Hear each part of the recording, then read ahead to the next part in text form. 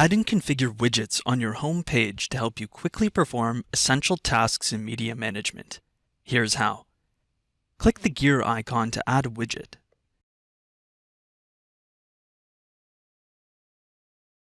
You can also choose the tile size.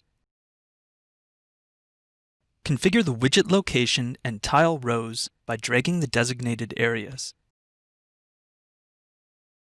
Some widgets let you control what is displayed, such as folders, saved searches, or collections. Other widgets dynamically show content, such as collections that you recently visited, collections that have been promoted to your home page, or your assigned tasks. To add content to a widget, click Add New on the empty tile. Select the search, folder, or collection that you want to display. Sort the tiles in your widget by clicking here.